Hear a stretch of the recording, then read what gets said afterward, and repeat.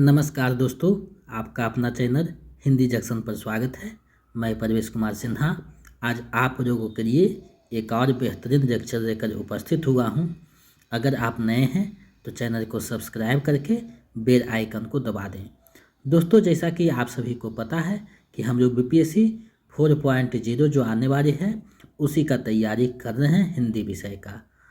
तो उसी की तैयारी को बढ़ाने के लिए, पूर्णता प्रदान करने के लिए आज एक और जो है वीडियो बनाया गया है। ये टॉपिक भी अपने आप में मायने रखता है, यहाँ से भी प्रश्न पूछे जाते हैं, तो उसी को देखते हुए ये जो है टॉपिक से रिलेटेड वीडियो बनाया गया है। तो अगर आप हिंदी से संबंधित कोई भी स्टेट का पीजीटी, टीजीटी, ईएमआरएस, केवीएस या यूजीसी नेट की तैयारी कर रहे हैं तो उसके लिए भी ये काफ़ी महत्वपूर्ण होने वाला है। तो वीडियो के अंत तक बने रहिएगा। पहले जो है पॉइंट को देखेंगे, उसके बाद इससे संबंधित जो प्रीवियस ईयर क्वेश्चन है और जो क्वेश्चन पूछे जाएंगे उन सारे चीज़ों को देखेंगे। यानी टॉपिक के बाद जो है प्रश्नों का अभ्यास करेंगे इससे संबंधित, तो आपको पता चलेगा कि कैसे प्रश्न पूछा जाता है। तो आप लोग इस एमसीक्यू में कितना सही हुआ है कमेंट करके बताइएगा। वीडियो के अंत तक बने रहिएगा। तो चलिए देखते हैं आज के टॉपिक में क्या देखने वाले हैं, कौन सा टॉपिक है। आप देख पा रहे हैं ये टॉपिक में लिखा हुआ है प्रमुख उपन्यास व नाटक के पात्र। यानी हिंदी के जो प्रमुख उपन्यास है, प्रमुख नाटक है, उसके पात्रों को हम लोग जानेंगे जहां से प्रश्न पूछे जाते हैं। यानी प्रमुख उपन्यासों और नाटकों के पात्रों को जो है विस्तार से हम इस वीडियो में देखेंगे। ये 39वां लेक्चर है, इससे पहले 1 से 38 तक करवा दिया गया है। अगर आप नहीं देखे हैं तो वीडियो के डिस्क्रिप्शन में लिंक दिया हुआ है, वहाँ से देख सकते हैं। साथ ही साथ जो है टीआरई 1.0 से लेकर 3.0 तक जितने भी प्रीवियस ईयर क्वेश्चन हैं 6 to 12 तक के सभी को करवा दिया गया है। उसका भी लिंक जो है प्लेलिस्ट में दिया हुआ है, वीडियो के डिस्क्रिप्शन में, आप वहां से डाउनलोड कर सकते हैं। और जो 28 प्रैक्टिस सेट बनाया गया है, बताया गया है, उसका भी प्लेलिस्ट बना हुआ है, वीडियो के डिस्क्रिप्शन में लिंक दिया हुआ है, तो वहाँ से आप देख सकते हैं अगर नहीं देखें हैं तो, क्योंकि ये सारी चीज़ों को देखना ज़रूरी होता है। और सोमवार से हो सकता है व्याकरण का जो है क्लास स्टार्ट हो जाए, तो व्याकरण को देखेंगे। हिंदी साहित्य लगभग ख़त्म की ओर है, 2-3 टॉपिक और बचा हुआ है तो उसको देख लेंगे। तो अगर आप बीपीएससी टी 4.0, टीजीटी, पीजीटी यानी 6 से लेकर 12 तक हिंदी विषय के किसी भी वर्ग का तैयारी आप कर रहे हैं तो ये वीडियो आपके लिए काफ़ी महत्वपूर्ण होने जा रहा है। साथ ही हिंदी से संबंधित कोई भी कंपटीशन का तैयारी कर रहे हैं तो उसमें भी ये ज़्यादा महत्वपूर्ण होने वाला है।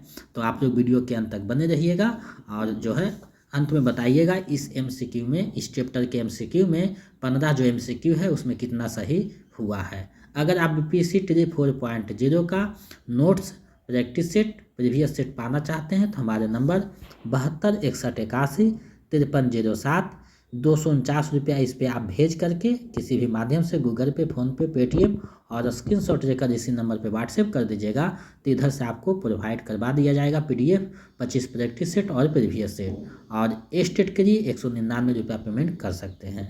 अगर आप मेरा नोट्स, प्रैक्टिस सेट ये सब रखते हैं तो अलग से कोई पुस्तक लेने की आवश्यकता नहीं है। तो चलिए बिना देर करते हुए आज के टॉपिक को देखते हैं। जैसा कि आप देख पा रहे हैं प्रमुख उपन्यासों और नाटकों के पात्र, इसको हम देखने वाले हैं। तो चलिए उसी को हम लोग देखते हैं। देखिए प्रमुख उपन्यास के पात्र यहाँ दिया हुआ है, तो पहले हम जो है प्रमुख उपन्यास के पात्र को देखेंगे।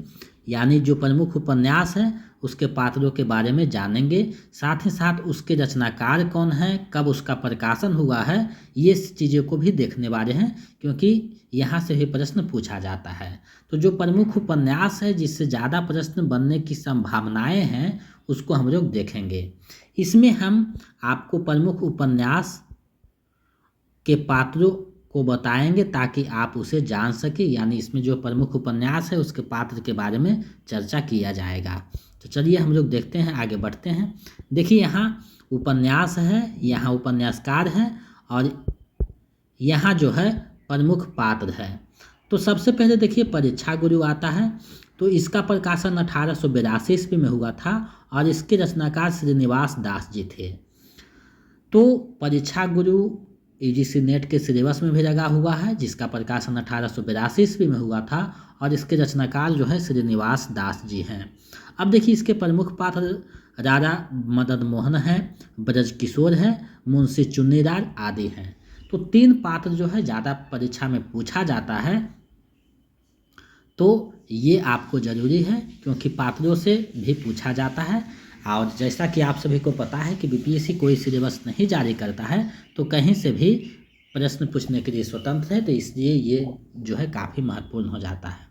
अब देखिए महत्वपूर्ण उपन्यास है रंगभूमि, जिसका प्रकाशन 1925 में हुआ था और इसके रचनाकार मुंशी प्रेमचंद्र थे।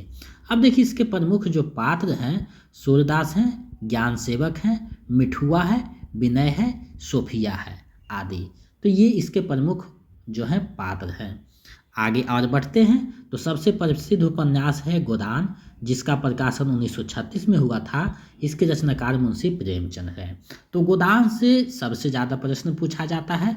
तो गोदान के जो प्रमुख पात्र हैं देखिए 2 हिस्सों में बांटा गया है। सबसे पहले ग्रामीण पात्र को देखते हैं तो होरी है, गोबर है, माता दिन है, दाता दिन है, नोखेराम है, झिंगुरी सिंह है, हीरा है, शोभा है, धनिया है, झुनिया है, सिरिया है, रूपा है, सोना है। तो ये जो है ग्रामीण पात्र हैं। अब देखिए इसके नगरीय जो पात्र हैं वो देखते हैं। ओंकारनाथ हैं, तनखा हैं, खन्ना है, मेहता हैं, मिर्जा साहब हैं,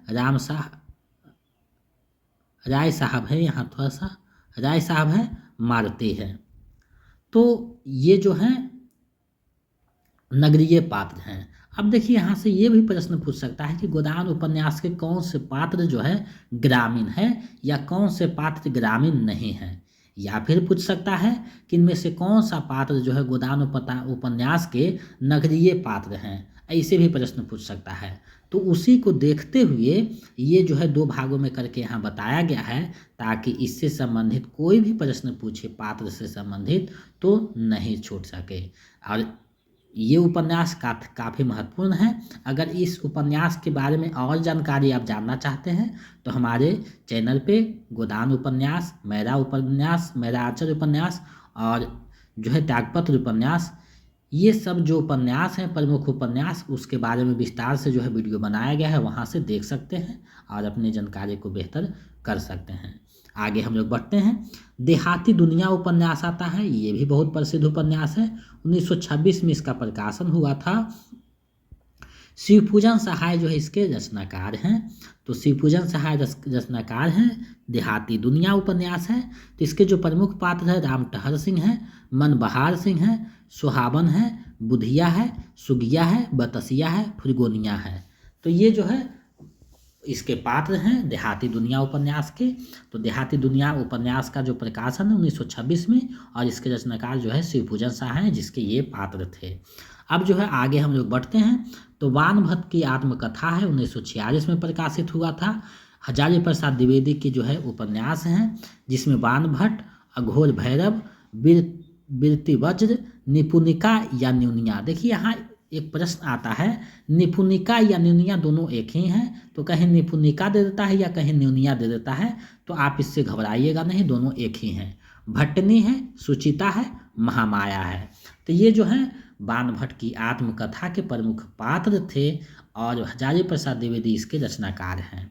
कुछ और है उसको हम देख लेते हैं।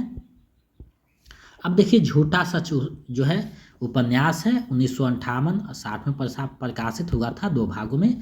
तो यशपाल जो हैं इसके रचनाकार हैं और ये उपन्यास जो है यूजीसी नेट के सिलेबस में भी लगा हुआ है। तो ये जो है यहाँ जितने भी बताए जा रहे हैं देहाती दुनिया को छोड़ करके बाकी सभी जो है रंगभूमि और देहाती दुनिया छोड़ करके बाकी जो भी हैं सभी यूजीसी नेट के सिलेबस में लगा हुआ उपन्यास है, इसलिए यहाँ से प्रश्न ज़्यादा पूछने की संभावनाएं बन जाती है। तो आप लोग वीडियो के अंत तक बने रहिएगा और चीज़ें को अच्छे से देखिएगा। अब देखिए जयदेव पुरी, सुदजी, प्राणनाथ, कनक, उर्मिला, तारा, ये जो है झूठा सच उपन्यास के प्रमुख पात्र हैं। तो यहाँ से इन्हीं पात्रों से संबंधित प्रश्न आपको पूछा जाएगा। उसके बाद शेखर एक जीवनी है, जिसका प्रकाशन 1941 में हुआ था और इसका दूसरा भाग जो है 1943 में आया था। अज्ञेय इसके रचनाकार हैं।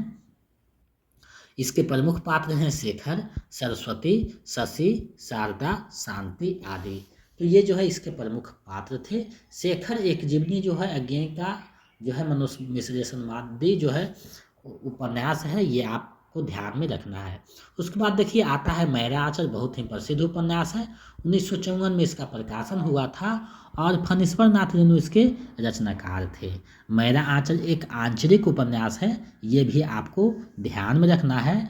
और ये जो है बिहार के पूर्णिया जिले के मेरीगंज नामक एक गांव है, वहीं पे जो है केंद्र में रख करके इसको लिखा गया है। अगर पूछ देगा कि पूर्णिया जिले के किस गांव का चर्चा है मेरा आंचल उपन्यास में, तो मेरीगंज गांव है। तो ये आपको ध्यान में रखना है।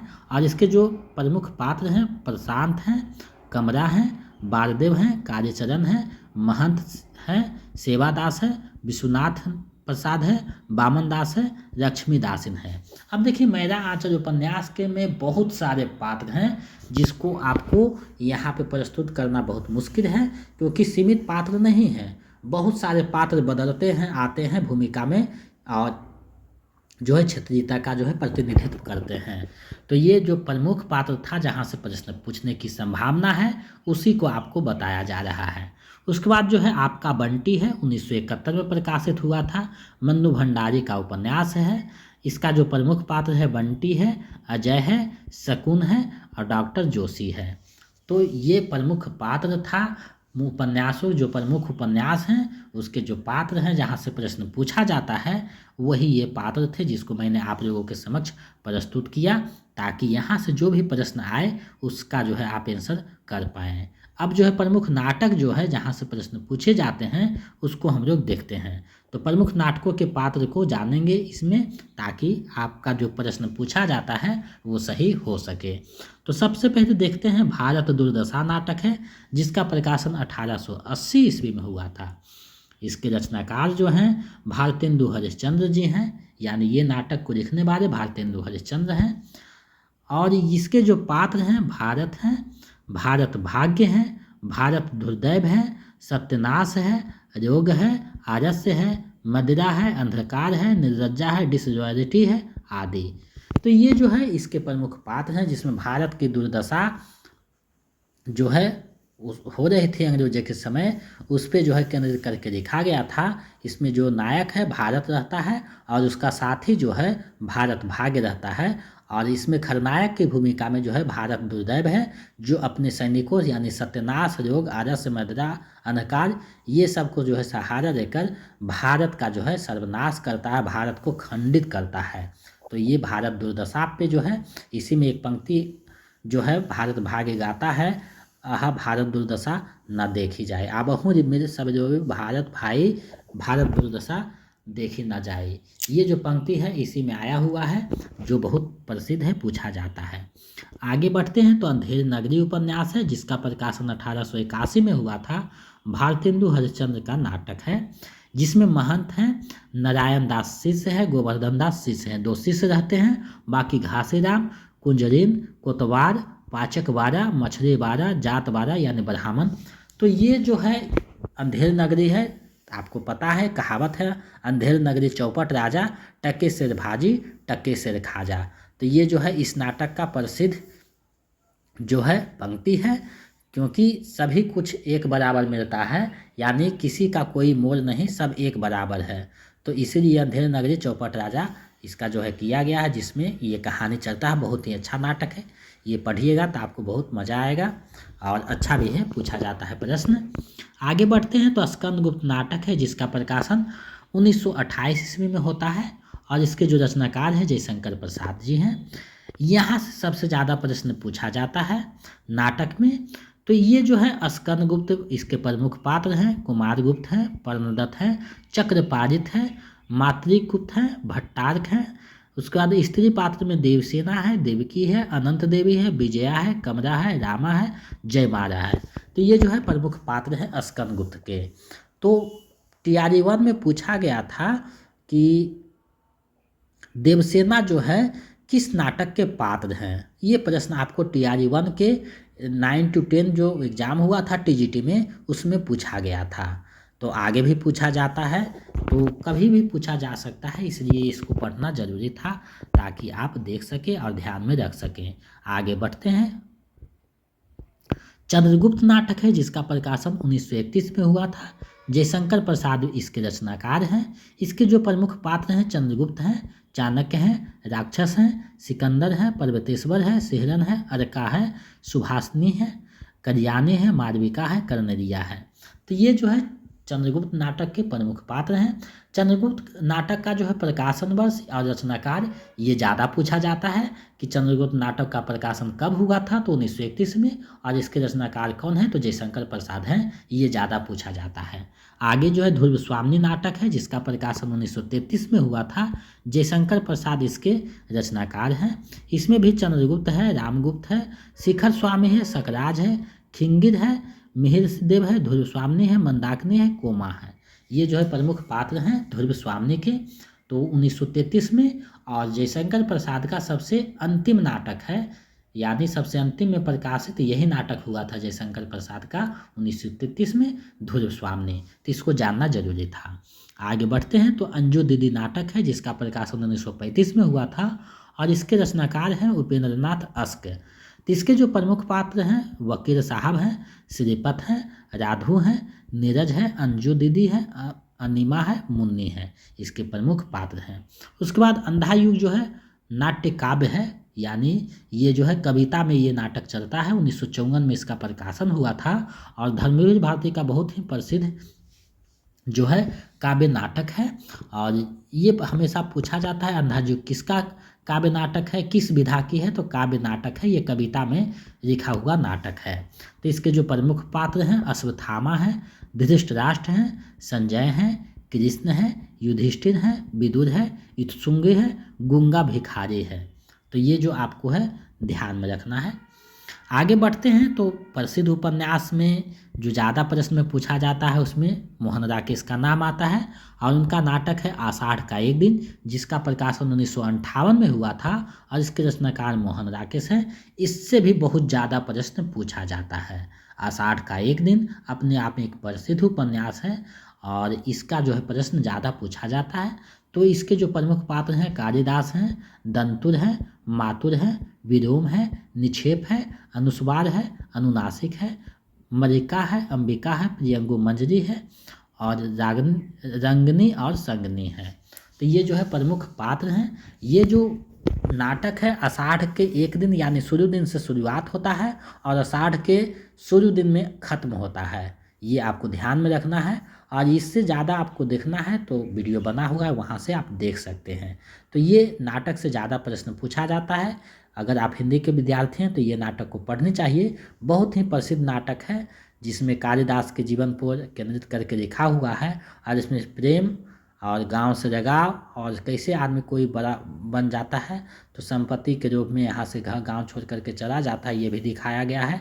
कैसे खलनायक जो है किसी के जाने पर जो है उसके प्रेमिका के साथ दूसरा संबंध बताता है, शादी कर देता है, ये भी दिखाया गया है। आने पे कैसे पछतावा होता है कालिदास को, ये भी दिखाया गया है।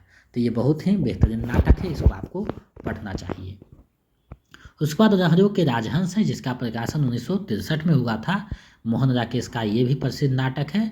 इसके जो पात्र हैं नंद हैं, सुंदरी है, अलका है, मैत्रेयी है, निहारिका है, भिक्षु है, आनंद है, शशांक है, श्वेतांक है, श्यामांग है।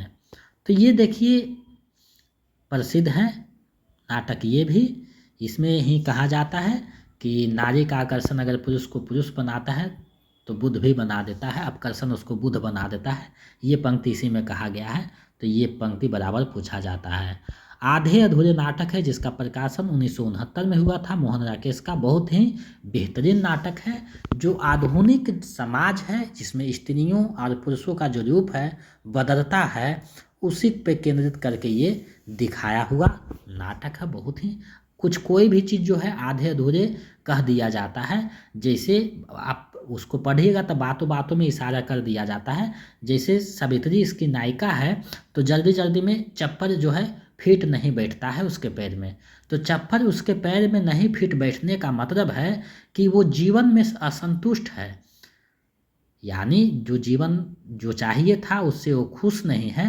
चप्पल का पैर में सही नहीं बैठना, क्योंकि उसी का चप्पल रहता है और पैर में नहीं बैठता है अच्छा से, इसका मतलब है कि वो जिंदगी से नाखुश है, असंतुष्ट है। इसमें जो है पुरुष का चरित्र जो है बदलते रहता है, कभी कुछ रूप में, कभी कुछ रूप में, कभी कुछ रूप में। इसमें जो है उसका माया, सावित्री के माया जो है टूटने का भी चर्चा हुआ है, जो बिखर जाता है, यानी उसका जिंदगी भी बिखरा हुआ है। तो ये बिखरता हुआ टूटता हुआ जो समाज है, आधुनिक युग है, उसको जो है मोहन राकेश ने बारीकी से देखा है और इसको इस नाटक में प्रस्तुत किया है। पढ़ना चाहिए, बहुत पतले नाटक है। तो महेंद्र नाथ इसका जो है प्रमुख पात्र है। सिंघानिया है, जगमोहन है, जुनेजा है, अशोक है, सावित्री है, बिन्नी और किन्नी है। तो ये इसके प्रमुख पात्र हैं। तो प्रमुख पात्र से संबंधित जितनी भी बातें थे हम लोगों ने देखा। अब एमसीक्यू को देखते हैं कि इसे प्रश्न पूछा जाता है। तो देखिए पहला प्रश्न पूछा हुआ है, निम्नलिखित में से कौन सा पात्र गोदान उपन्यास का नहीं है। यानी आपको बताना है कि इनमें से कौन सा पात्र है जो गोदान उपन्यास का नहीं है, यानी गोदान उपन्यास का पात्र नहीं है। तो देखिए चूहिया, धनिया, झुनिया, तीनों जो पात्र हैं गोदान उपन्यास के हैं। तो इसका जो सही नहीं पूछ रहा है, तो उपयुक्त में से कोई नहीं हो जाएगा, यानी विकल्प अंग इसका जो है सही आंसर हो जाएगा, क्योंकि तीनों जो पात्र हैं इसी के पात्र हैं। आगे बढ़ते हैं, अगले प्रश्न को देखते हैं। विरोम किस उपन्यास का पात्र है, आपको बताना है। सॉरी, विरोम किस नाटक का पात्र है। तो देखिए आधे अधूरे पात्र तो नहीं है, आपने ऊपर पढ़ा है। तो विरोम जो आया है 60 का एक दिन में आया था, तो विकल्प ख सही हो जाएगा, मोहन राकेश का नाटक है। तो ये आप ध्यान में रखिएगा। आगे बढ़ते हैं अगले प्रश्न की ओर। अगला प्रश्न है, अनंत देवी जयशंकर प्रसाद के किस उपन्यास का पात्र है।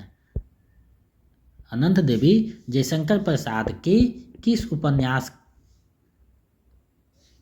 किस नाटक का पात्र हैं। अनंत देवी जयशंकर प्रसाद के किस नाटक का पात्र हैं आपको बताना है। तो अनंत देवी देखिए आया था चंद्रगुप्त में नहीं, ध्रुव स्वामी में नहीं, ये स्कंदगुप्त में आया था, यानी स्कंदगुप्त नाटक का पात्र है। तो अनंत देवी स्कंदगुप्त नाटक जो है जयशंकर प्रसाद का, तो उसी के पात्र है। तो विकल्प ग सही हो जाएगा।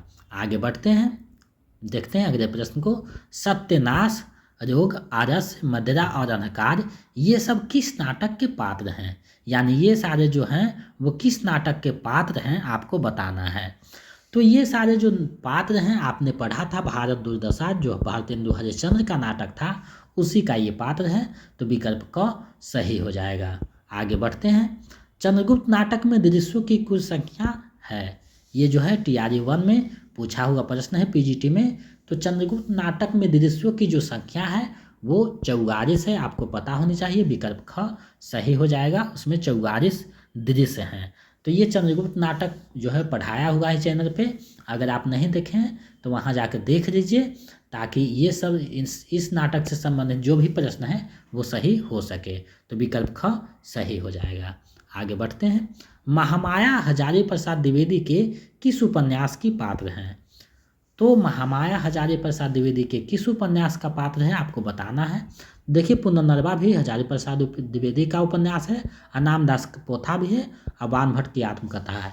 तीनों जो है उन्हीं का उपन्यास हैं, यानी पुनर्नवा, नामदास का पोथा, बाण भट्ट की आत्मकथा, तीनों जो है हजारी प्रसाद द्विवेदी का उपन्यास हैं। अब देखिए महामाया जो है किसका पात्र है, तो बाण भट्ट की आत्मकथा का पात्र है। विकल्प ग सही हो जाएगा। आगे जो है बढ़ते हैं, देवसेना जयशंकर प्रसाद के किस नाटक की पात्र है। ये जो है TGT में प्रश्न पूछा गया था, TRE 1 में, वहीं से ये प्रश्न उठाया गया है।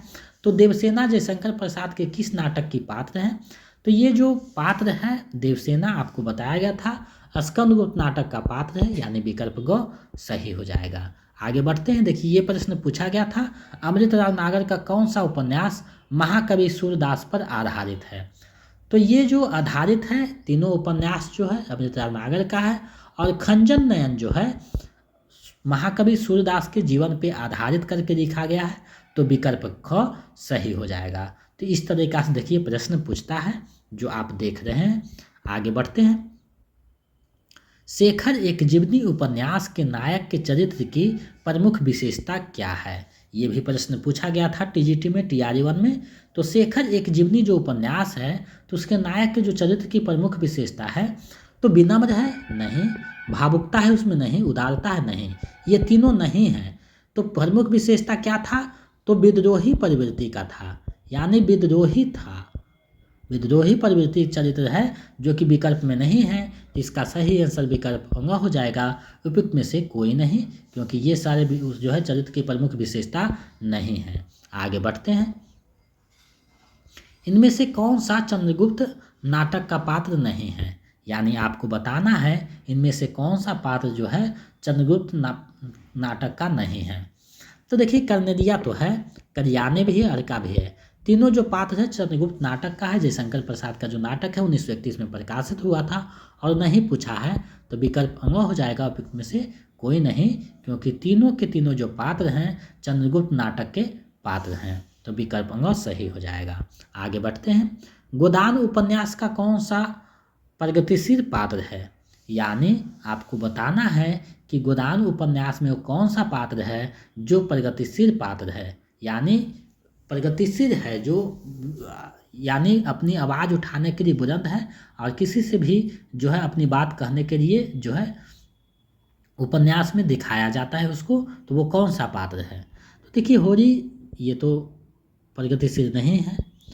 गोबर, जी बिल्कुल, गोबर जो है प्रगतिशील पात्र है, क्योंकि जब वो बाहर से कमा करके आता है तो जितने भी गांव के बड़े होते हैं उसको चैलेंज करता है गांव में अपने तरफ सभी लड़कों को कर करके जो है नया रीति रिवाज शुरू करता है अपने अंदाज में। तो ये दिखाया गया है, प्रगतिशील पात्र का ये परिचायक है। तो विकल्प ख सही हो जाएगा।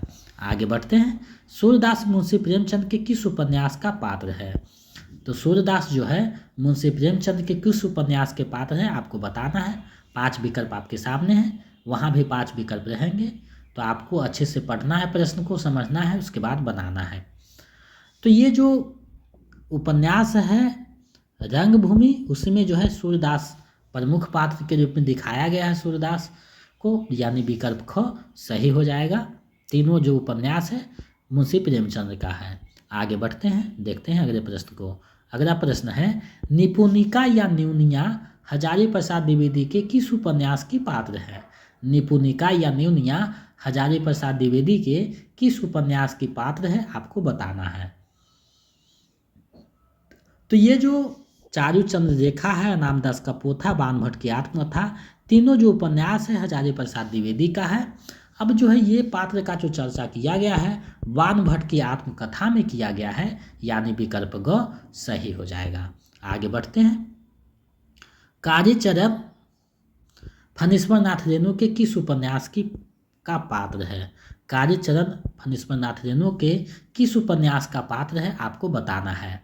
तो देखिए, कालीचरण उपन्यास जो चर्चा हुआ है कालीचरण का, तो देखिए प्रतिपारी कथा, मैला आंचल और कितने चौराहे, तीनों जो उपन्यास है फणीश्वरनाथ रेणु का है। ये आपको जानना जरूरी है, क्योंकि यहाँ से प्रश्न भी पूछा जा सकता है कि इनमें से कौन सा उपन्यास फणीश्वरनाथ रेणु का है या नहीं है। ऐसे भी प्रश्न पूछा तो ये जानना जरूरी है।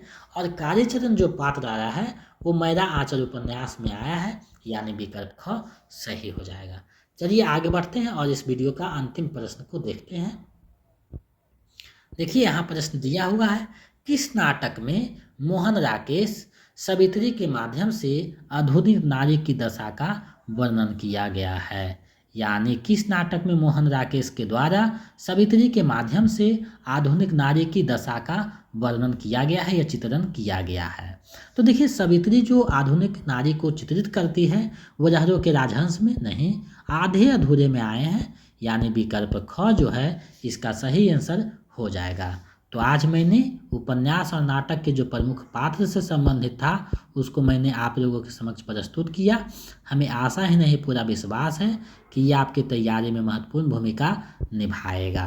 तो आप लोग मेरे साथ विश्वास के साथ जुड़े हैं और इतना समय दिए हैं, तो आपका ये 15 प्रश्न में कितना सही हुआ है हमें कमेंट करके बताइए, ताकि हम समझ सकें कि आप मेरे साथ तैयारी कर रहे हैं। और दूसरी बात है कि आप लोग जो है रिवीजन करते रहें। प्रैक्टिस सेट उपलब्ध है चैनल पे, प्रीवियस सेट उपलब्ध है, लेक्चर भी उपलब्ध है। तो हिंदी के लिए कहीं भी आपको भटकने की ज़रूरत नहीं है। मेरे चैनल पे जितना दिया गया है उसको आप देखिएगा तो लगभग आपका तैयारी हो जाएगा। और व्याकरण का भी क्लास स्टार्ट होगा तो व्याकरण देख लीजिएगा। तो आप मेरे चैनल पे बनते हैं विश्वास के साथ, और हम आपके विश्वास पे खरा उतरने का पूरा प्रयास करते हैं ताकि आप जो है अपने लक्ष्य को प्राप्त कर सके। क्योंकि हिंदी जंक्शन के माध्यम से 4000 प्लस बच्चों ने अपने लक्ष्य को प्राप्त किया है, आगे आप भी कर सकते हैं। अगर बीपीएससी टी 4.0 का हिंदी का प्रैक्टिस सेट, नोट्स और प्रीवियस सेट चाहिए तो मेरे नंबर 72 61 81 53 07 यानी 5307 पे आप 249 रुपया पेमेंट कीजिए किसी भी माध्यम से, गूगल पे, फ़ोनपे, पेटीएम, और उसका स्क्रीनशॉट लेकर इसी नंबर पे हमें व्हाट्सएप कर दीजिए। तो हम इधर से आपको जो है पीडीएफ उपलब्ध करवा देंगे नोट्स का, 25 प्रैक्टिस सेट का और प्रीवियस सेट का। अगर आप ए स्टेट का चाहिए तो 199 रुपया पेमेंट कीजिए और उसका स्क्रीनशॉट भेज दीजिए तो आपको ए स्टेट का मिल जाएगा। ए स्टेट का जितना नोट्स देंगे उसको पढ़ने से रिजल्ट होने की लगभग गारंटी है। तो इन सारी चीज़ों से जुड़ करके अपनी तैयारी को बेहतर कर सकते हैं। अगर आप नए हैं तो चैनल को सब्सक्राइब करके बेल आइकन को दबा दें। मिलते हैं एक नए वीडियो में, तब तक इतना है। जय हिंद।